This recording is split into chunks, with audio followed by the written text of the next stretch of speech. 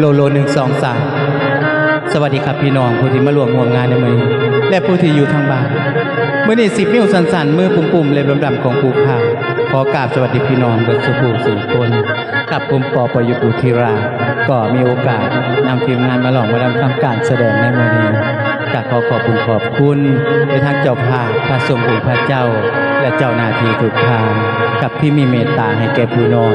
ได้มาร่วมร่วมบุญในมื้อนี้ก็ขอขอบพระคุณเป็นอย่างสูงครับถึงจังใดก็ตามแต่ก็ขอฝากสื่อฝากเสียงไว้ในอ้อมอกอ้อมใจขอแรงใจแรงเชียร์จากมีหมอแคนแฟนหมอลำเบิร์ดสุขุสู่คนกับสนจิตสนใจอยากดูลูกหลานไปรับใส่ในการในงานกติดต่อใดที่หมายเลขโทรศัพท์0844980866ขนาดเสียงอุบลมหาราชครับมีศิลปินมากมายหลายชีวิตไปคอยต้อนรับเจ้าภาพบ่ว่าจะเป็นลำเรื่องต่อกรลำก่อนลำซิงครับก็มีไว้บริการคุณพ่อคุณแม่บ้านเฮาฉะนั้นขึ้นบ้านสูงลงบ้านต่ำงานประเพณีต่างๆอยากได้ลูกหลานเป็นรับใช้ก็อย่าลืมครับติดต่อได้ตลอดเวลากับสำหรับคุณพ่อคุณแม่บ้านเฮารุ่นเก่าๆก็คงจะรู้จักเสียงอูนหราชเป็นอย่างดีหลังจากนั้นก็เงียบหายไปหลายปีสาเหตุที่เงียบหายเป็นเพราะหยังเกิดหยังขึ้นกับเสียงอูนหราชครับมื้อนี้ลูกหลานจะเว้าสู่คุณพ่อคุณแม่เฮาได้ฟังกันบาดนี้พอเพิ่มอดีตการผ่านคนข้ามล่วงมาหลายปีผลงานที่เคยมีทั่วอีสานมีงานจางคนรุ่นเก่าที่เคยสร้างเสียงอุบลมหาราชบ่สามารถน้ออยู่ได้ก็เลยลงอยู่เคืองหา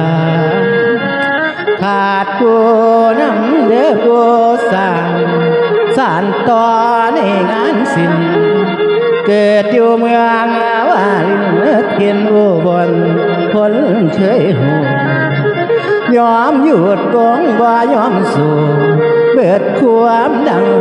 พักไว้ก่อนโอ้ยศิลปินขอพักผ่อนผู้บางคนก็เลิกลาหันไปสร้างเรื่องอื่นแทนบาดนี้รวมกันแม่เด้อให้แดงแฟนรุ่นเก่ายังถามหา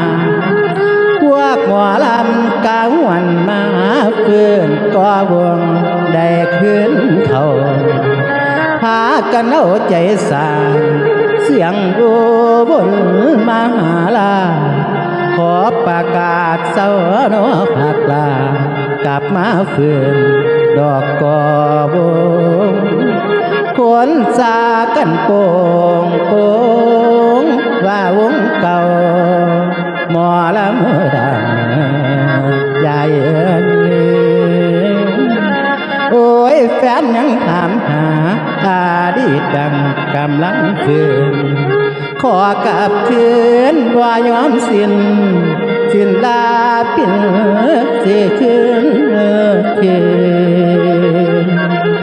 โลกว่าลิ้นเปลี่ยนอุบลคนผู้หู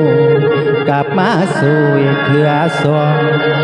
ฝากไว้เนี่ยเด้อพี่น้องผู้หูปองร้องตาสางผ่านได้มีงานแม่นวานกามาได้ขอแรงใจให้หลานบ้านขอเป็นทางคือเชื่อยาเสียงอุบลมหาราช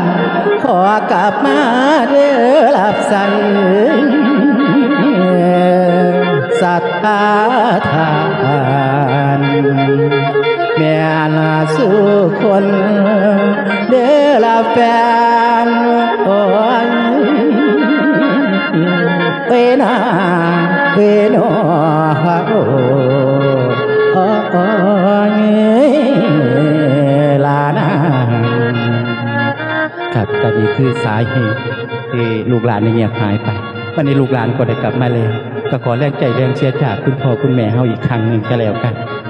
ครับต่อจากนี้เพื่อบ่มีการเสียเวลาก็จะตัดเข้าสู่ลำเรื่องให้คุณพ่อคุณแม่เฮาได้ฟังลำเรื่องกัน จากลูกหลานเสียงอุบลพาราชจัดนำเสนอในมื้อนี้ม่วนๆค่ะน้อง